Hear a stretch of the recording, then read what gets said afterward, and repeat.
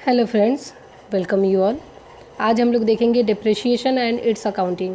ये जेआईबी का second paper है जो accounting and finance for bankers, इसका यूनिट नंबर 4 है, मॉड्यूल ए का unit number 4। So it cover the depreciation, इसके क्या कॉज है, नीड्स है, फैक्टर्स है। ये one of the most important chapter है और ये बहुत ही ईजी है। इसमें कम से कम 3 से 5 नंबर के क्वेश्चन आते हैं जो आसानी से आप कर ले जाएंगे। सबसे पहले तो कुछ थ्योरेटिकल क्वेश्चन भी आते हैं और न्यूमेरिकल क्वेश्चंस भी आते हैं। न्यूमेरिकल क्वेश्चंस भी हम लोग देखेंगे ताकि आप एग्ज़ाम में उसको आसानी से कर पाएंगे।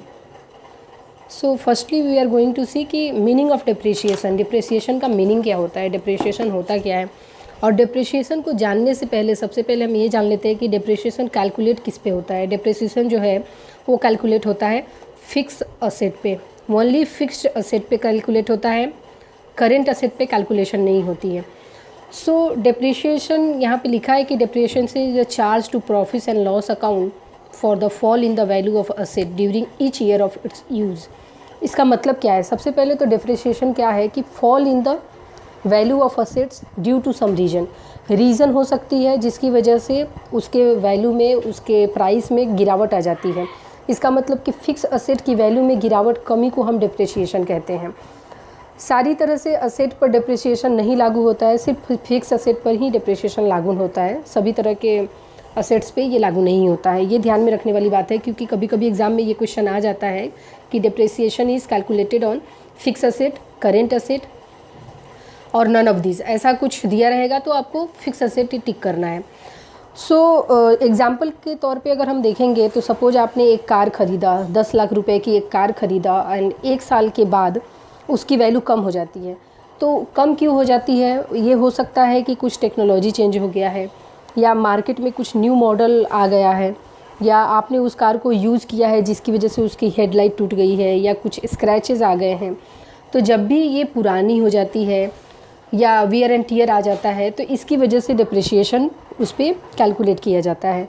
तो इसमें अगर 10 लाख की आपने कार ख़रीदी है और एक 10% के रेट ऑफ इंटरेस्ट से अगर आप डिप्रिशिएशन कैलकुलेट करना चाहते हैं तो 10 लाख की कार पे 10% का मतलब कि 1 लाख रुपए जो है आपको अपने प्रॉफिट से कम करना पड़ेगा।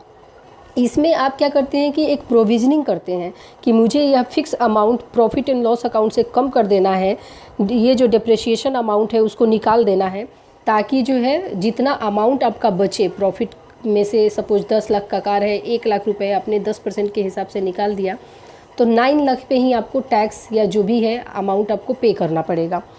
तो इसके केस में क्या होता है कि सपोज आपकी कंपनी ने 10 लाख की प्रॉफिट हो गई तो आपने उसमें से 1 लाख रुपया जो है प्रॉफिट में से कम कर देना है, इसलिए आपका प्रॉफिट ऑफ 9 लाख हो जाएगा। तो इस तरह से आप सपोज कितने साल के लिए किया है कि आपने सोचा कि मैं 5 ईयर्स के लिए ये अपने कंपनी के लिए ये कार का यूज़ करूँगा, तो 5 ईयर्स तक आपको 1 लाख रुपीज़ मतलब 5 लाख रुपीज़ अलग निकाल देना है, ताकि 5 साल के बाद, सपोज 10 साल का टाइम लेते हैं तो 10 साल के बाद आपको 1 लाख 10 लाख हो जाएगा। तो आप नेक्स्ट 10 ईयर्स के बाद आप दूसरी कार उस डिप्रिशिएटेड अमाउंट जो आपने निकाल के रखा है उससे ख़रीद सकते हैं। तो आप समझ गए होंगे कि डिप्रिशिएशन का मतलब क्या है। इसका मतलब है कि किसी भी एसेट को यूज करने से हर साल उसकी वैल्यू में जो गिरावट आती है उसे ही हम डिप्रिशिएशन कहते हैं। यह जो है वन टाइम प्रोसेस नहीं है, बल्कि यह ग्रेजुअल डिक्लाइन प्रोसेस है। ग्रेजुअल डिक्लाइन का मतलब क्या हो जाता है कि धीरे धीरे आपके एसेट में वैल्यू कम हो रहा है। जो भी आपने एसेट खरीदा है उसका वैल्यू अचानक से कम नहीं हो रहा है, बल्कि धीरे धीरे ग्रेजुअल डिक्लाइन उसका हो रहा है, उसकी एसेट की वैल्यू। तो यहाँ पे देखिए कि डेफिनेशन की, यहाँ जो डेफिनेशन यहाँ पे मेंशन किया है उसके हिसाब से यहाँ पे बताया है कि the above definition brings out the following fact. ये डेफिनेशन ये फैक्ट को दिखाती है कि depreciation is a part of operating cost, जो आपकी ऑपरेटिंग कॉस्ट है उसका पार्ट होता है। It is the reduction in the value of assets. यहाँ पे हमने देखा कि ऑपरेटिंग कॉस्ट का मतलब क्या होता है कि किसी भी चीज़ को ऑपरेशनल बनाने के लिए जो एक कॉस्ट लगती है, जो एक लागत लगती है, जो आपने कैपिटल उसमें लगाया है, उसी को हम लोग ऑपरेटिंग कॉस्ट बोलते हैं। सेकेंड कहता है कि it is a reduction in the value of assets. इसका मतलब कि reduction in the value of assets का मतलब, यहाँ रिडक्शन का मतलब धीरे धीरे असेट्स की कीमत कम हो जा रही है। फिर है कि decrease in the value of asset due to use, आपने यूज़ किया उसकी वजह से, या वियर एंड टियर हो गया उसकी वजह से उसकी वैल्यू कम हो गई। फोर्थ है the decrease in value of assets is gradual and continuous. ये ग्रेजुअल मैंने बताया कि धीरे धीरे आपकी असेट की वैल्यू कम होती है, एकदम से कम नहीं होती है, ये कंटिन्यूअस प्रोसेस है। So this is all about the depreciation का मीनिंग क्या होता है उसके बारे में दिया है। अब हम देखेंगे कि डिप्रिशिएशन के कॉजेज़ क्या है, कारण क्या है, किस वजह से डिप्रिशिएशन होता है। सो कॉजेज़ देखने से पहले हम एक क्लियर करना चाहते हैं कि यहाँ पे मैंने बात की थी असेट्स की, कि फिक्स असेट की वैल्यू जो है उस पर डिप्रिशिएशन कैलकुलेट होता है। तो जो कॉमर्स बैकग्राउंड के हैं उनके लिए तो कुछ प्रॉब्लम नहीं है असेट्स का मीनिंग समझना या जो भी है, बट जो लोग नॉन कॉमर्स बैकग्राउंड के हैं उनके लिए मैं सिर्फ बता देती हूँ कि असेट्स का मतलब क्या होता है। इसका मतलब है कि कोई भी ऐसी चीज़ जिससे आपकी कंपनी का इनकम और वैल्यू बढ़ता है उसे हम असेट्स कहते हैं। उसके बाद ये है कि वो दो तरह का होता है, एक तो टैंजिबल होता है, एक इनटैंजिबल होता है। टैंजिबल के केस में जिसको आप छू सकते हैं, जैसे कि furniture, car, machinery, building, ETC etcetera. और इनटैंजिबल का केस में आ जाता है कि जैसे ब्रांड, पेटेंट राइट हो गया, गुडविल हो गया, तो वो जिसे हम छू नहीं सकते तो वो इनटैंजिबल हो जाता है। और फिक्स असेट की हम लोग बार बार बात कर रहे हैं, यहाँ पे हम बार बार फिक्स असेट की बात कर रहे हैं। तो वो ऐसी असेट होती है जो लॉन्ग टर्म यूज के लिए ख़रीदा गया है, कंपनी जिसको लॉन्ग टर्म यूज के लिए ख़रीदा है, जैसे कि लैंड, फर्नीचर, और जिसे आप आसानी से इनकैश नहीं कर सकते, उसमें टाइम लग सकता है इनकैश करने के लिए, उसे हम लोग फिक्स असेट कहते हैं। अभी यहाँ पे देखिएगा, यहाँ पे एक लाइन था कि यहाँ पे मेंशन है कि कुछ ही असेट्स में जो है वैल्यू एप्रिसिएट होते हैं, वहाँ पे डिप्रिशिएट नहीं होता है। वो क्या है, जैसा कि लैंड हो गया या ओल्ड पेंटिंग्स हो गए। मैंने अभी बताया कि फिक्स असेट के केस में जो लॉन्ग टर्म के लिए कंपनी ने यूज़ करने के लिए ख़रीदा है उसको हम लोग फिक्स असेट कहते हैं। तो उसमें लैंड का बात किया हमने, तो यहाँ पे देखिए लैंड का वैल्यू डिप्रिशिएट नहीं होता है, ये एप्रिसिएट होता है। और ओल्ड पेंटिंग्स भी, इसके वैल्यू जो है वक्त के हिसाब से, समय के हिसाब से बढ़ता चला जाता है।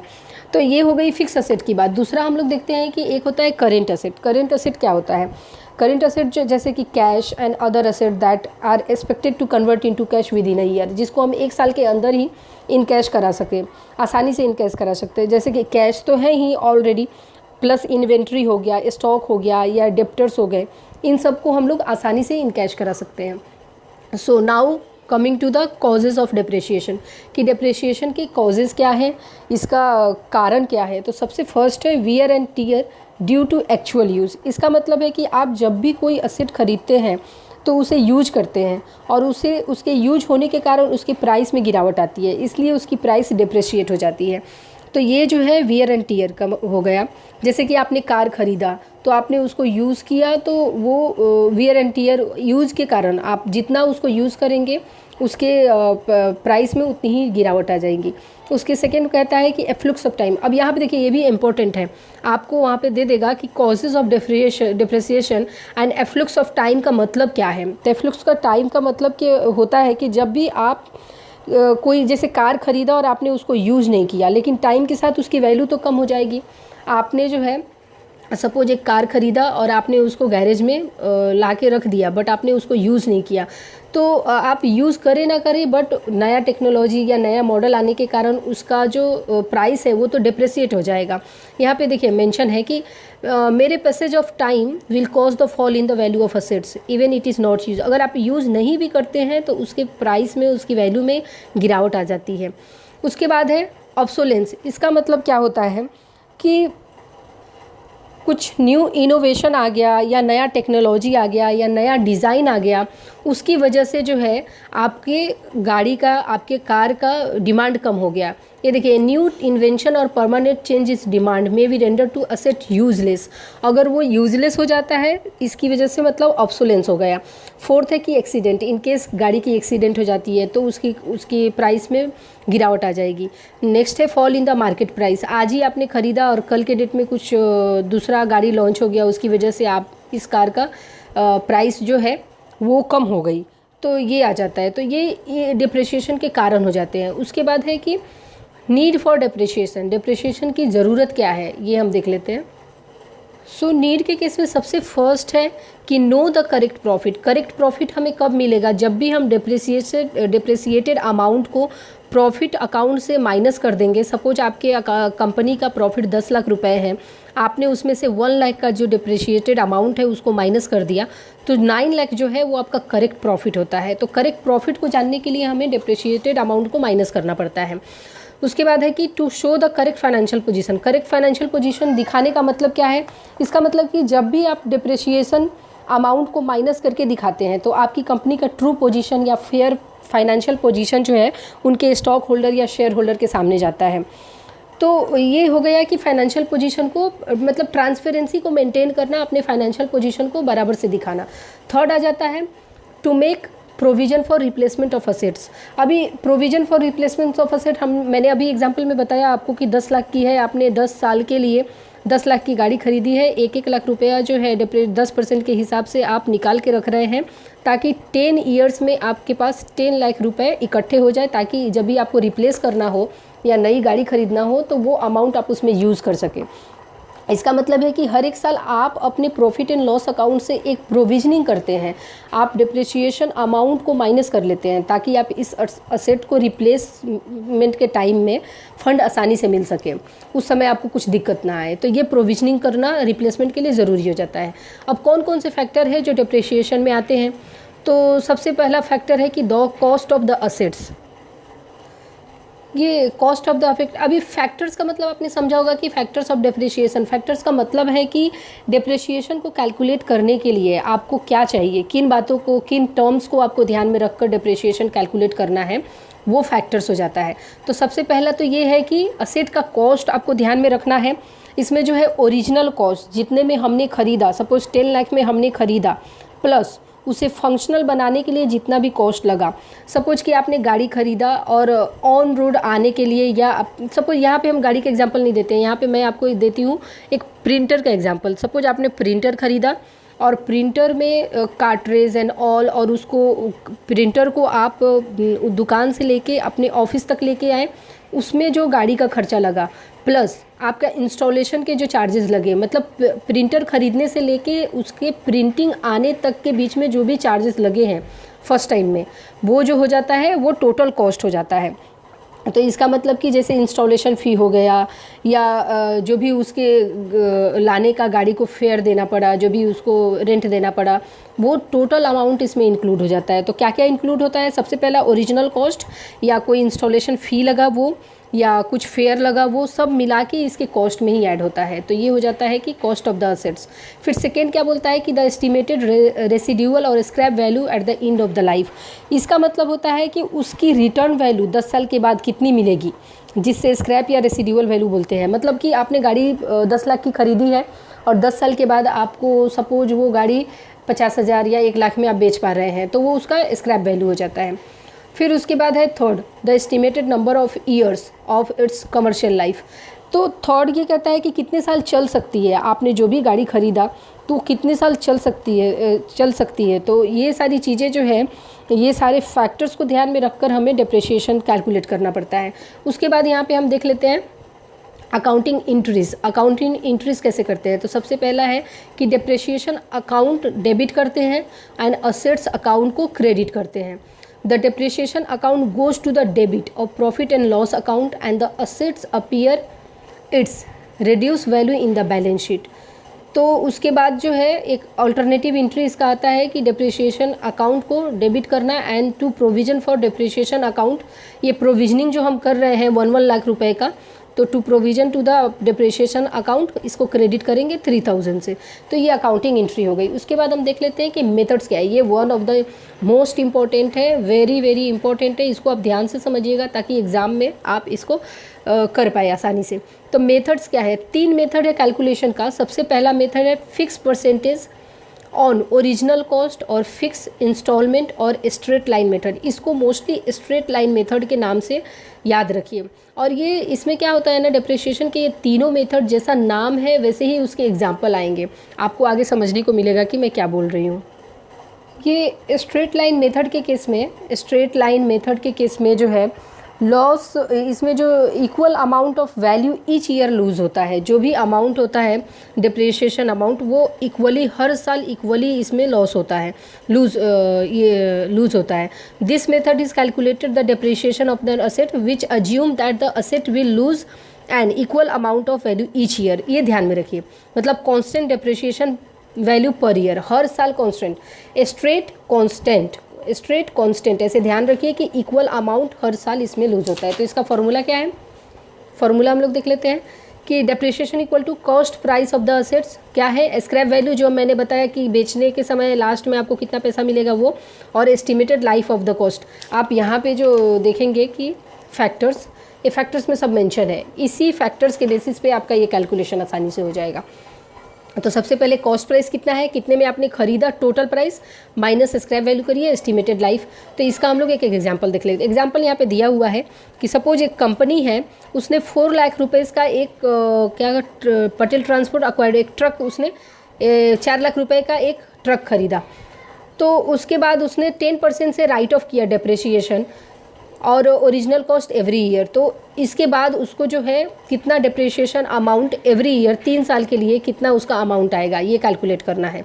तो सबसे पहले तो यहाँ पे मेंशन है कि the book value are close on 31 March of every year, और इसने खरीदा कभी, अक्टूबर में खरीदा, और मार्च में जो है एवरी ईयर फाइनेंशियल क्लोजिंग होता है। तो उसके हिसाब से सबसे पहले यहाँ पे 4 लाख रुपीज़ लिखेंगे, और इसका 6 मंथ हो गया, अक्टूबर से आप काउंट करेंगे मार्च तो 6 मंथ हो गया। तो 6 मंथ के लिए डिप्रिसिएशन कैलकुलेट होगा। अगर 10% के हिसाब से इसका कैलकुलेट करते हैं तो 4 लाख का आपका 10% 40,000 हो जाएगा। ये मैं कैलकुलेशन आपको बता देती हूँ, आप आसानी से समझ जाएंगे। ये तो बहुत आसान है, बट जो नॉन बैकग्राउंड है, कॉमर्स जिनका बैकग्राउंड नहीं है, उनके लिए मैं बता देती हूँ कि अगर 4 लाख रुपीज़ है, उसका 10% निकालना है तो 4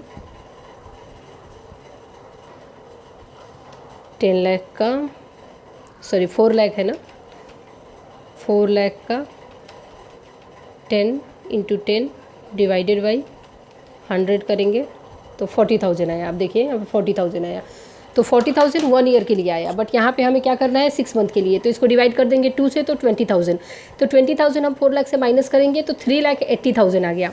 फिर यहाँ पे क्या होगा, फिर 4 लाख पे हम लेंगे बैलेंस अमाउंट जो है, फिर आगे 1 साल हो गया, तो 1 साल के बाद आपका जो है 3,80,000 अमाउंट अब बच जाता है।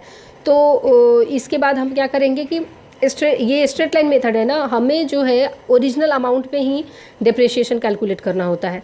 तो अब बैलेंस कितना 380 हो गया। अब फिर से डिप्रिसिएशन 1 साल का कैलकुलेट किया तो हमारा आ गया 40,000, तो फिर ये माइनस किया हमने, फिर उसके बाद हमने कैलकुलेट किया तो ये फिर से 40,000, तो फिर ये माइनस किया, तो टोटल जो हमारे पास आ गया ये 20,000, 40,000 एंड 40,000। तो ये टोटल 3 ईयर्स का जो है डिप्रिसिएशन ये 1 लाख रुपीज़ टोटल आ गया। सो इसकी एंट्री आप देख सकते हैं, डिप्रिसिएशन अकाउंट ये हो गया। इसमें जो आप एंट्री देख सकते हैं कि 20,000, 40,000, 40,000 टोटल जो 1 लाख रुपीज़ 3 ईयर्स के लिए हमें कैलकुलेट करना था, 3 ईयर्स के लिए। तो ये कैलकुलेशन हो गया स्ट्रेट लाइन मेथड से। सो इस मेथड से हम एज्यूम करके चलते हैं कि हर साल इक्वल बराबर अमाउंट का लॉस हो रहा है। उसके बाद जो है डिक्लाइनिंग बैलेंस मेथड, जिसे रिटेन डाउन मेथड भी कहते हैं। अभी ये जो देखिए रिटेन डाउन मेथड है, इनकम टैक्स के तहत भी आता है। इनकम टैक्स में इसका मेंशन किया हुआ है, यहाँ पे आप देखिएगा एक दिया है कि this method is recognise under the income tax act and the company act और इनकम टैक्स एक्ट में इसको रिकॉग्नाइज किया गया है रिटेन डाउन मेथड को। तो आप इसको याद कैसे रखेंगे, ये भी एग्जाम में आता है, ये भी कभी कभी पूछता है कि which depreciation method is come under income tax. तो आपको याद रखना है कि इसको डिक्लाइनिंग बैलेंस मेथड बोलते हैं, रिटेन डाउन मेथड भी बोलते हैं, इसे हम डिमिनिशिंग बैलेंस मेथड भी बोलते हैं, और रिड्यूसिंग इंस्टॉलमेंट मेथड भी बोलते हैं।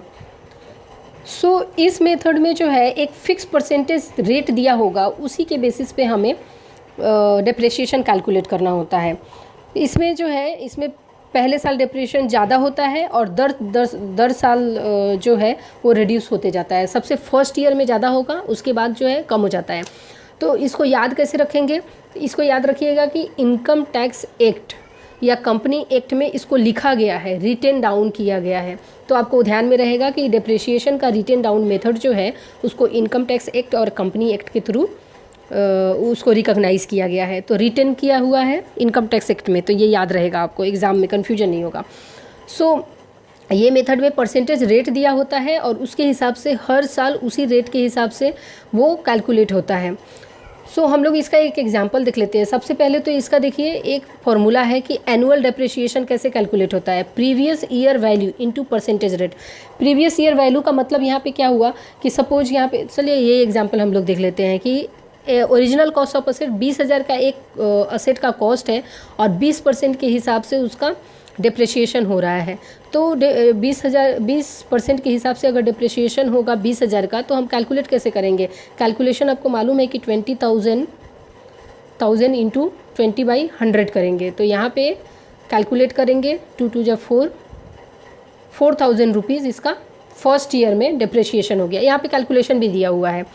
तो यहाँ पे 4,000 इसका डिप्रिशिएशन हो गया, तो आपको 4,000 माइनस करना है 20,000 में, तो 16 ईयर रुपीज़ जो है 16,000 रुपये फर्स्ट ईयर में, 4,000 आपको प्रॉफिट एंड लॉस अकाउंट से माइनस कर देना होगा।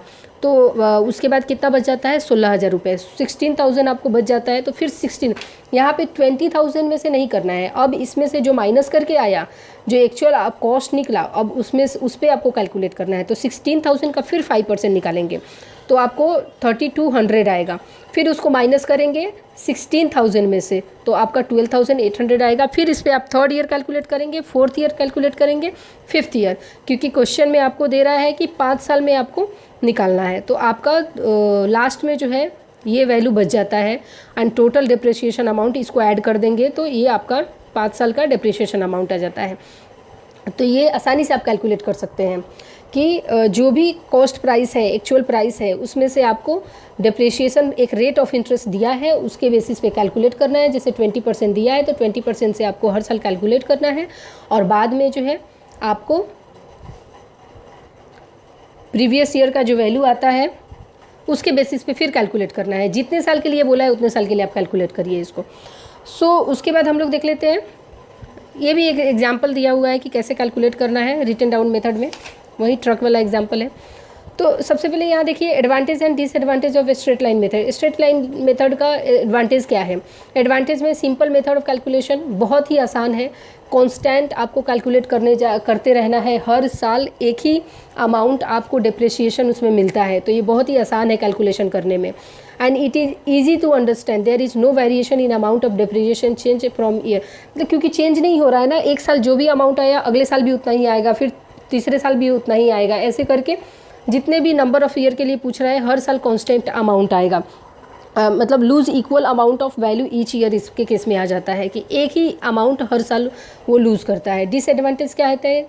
The depreciation is equal for all year, हर साल एक ही अमाउंट डिप्रिसिएट हो कोई ज़रूरी नहीं है, तो ये इसका डिप्रिसिएशन होता है क्योंकि expenditure on repair and renewal goes and increasing at the asset get older. जितना भी पुराना होगा उतना ही उस पर उसका रिपेयर कॉस्ट वगैरह बढ़ते जाएगा ना, इसकी वजह से जो है एक कांस्टेंट अमाउंट हम डिप्रिशिएशन लगाना, ये इसका डिसएडवांटेज हो जाता है।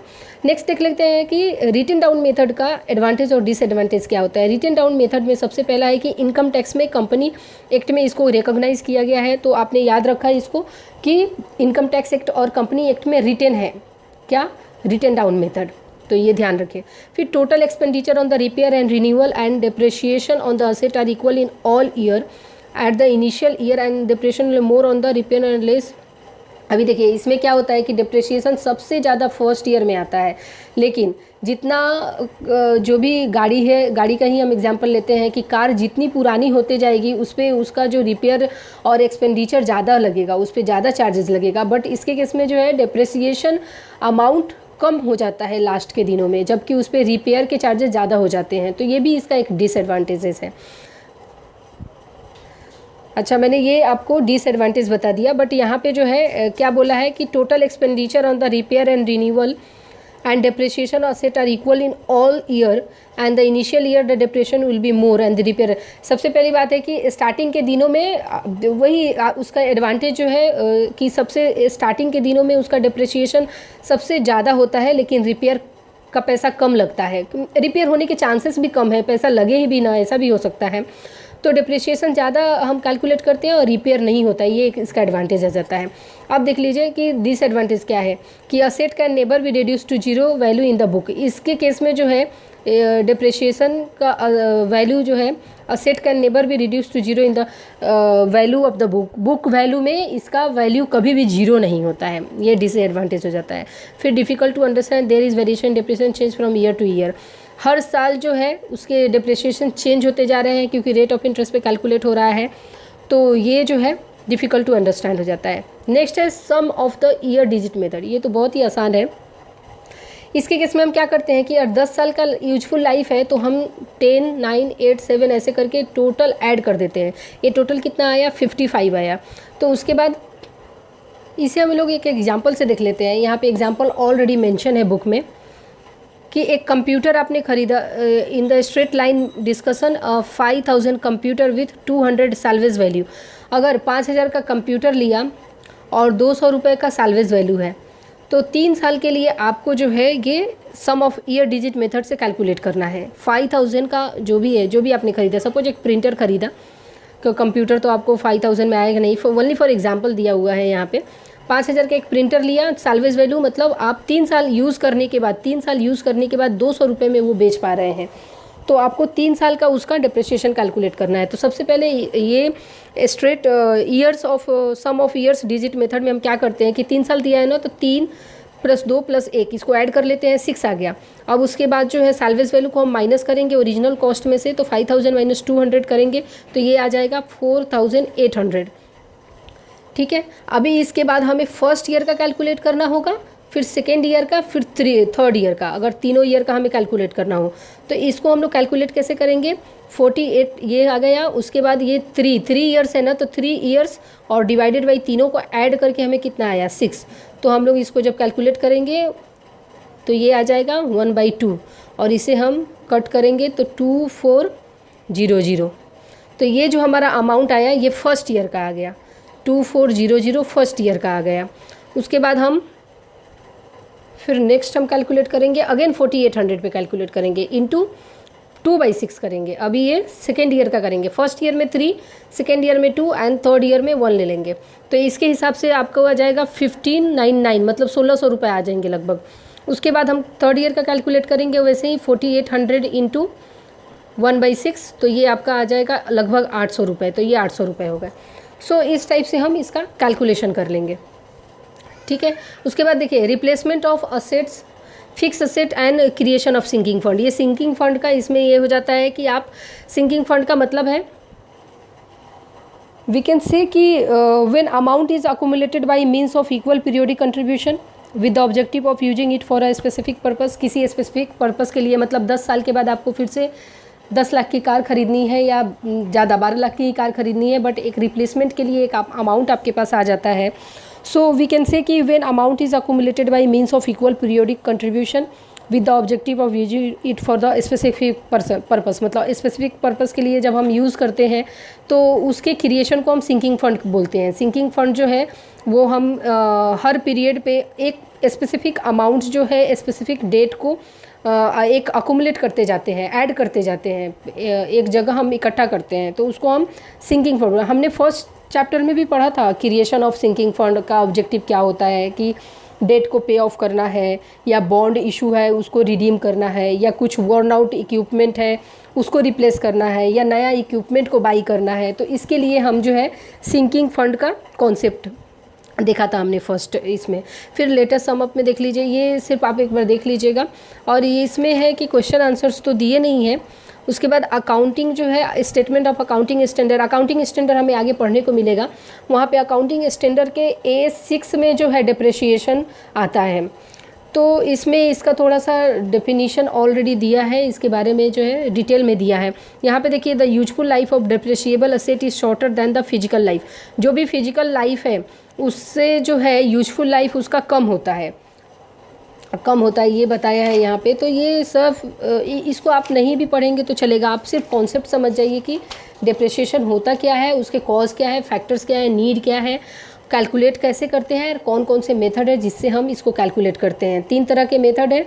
सबसे पहला तो फर्स्ट आपका आ जाता है स्ट्रेट लाइन, जिसमें जो आपका इक्वल अमाउंट हर साल इक्वल अमाउंट का डिप्रिसिएशन होता है।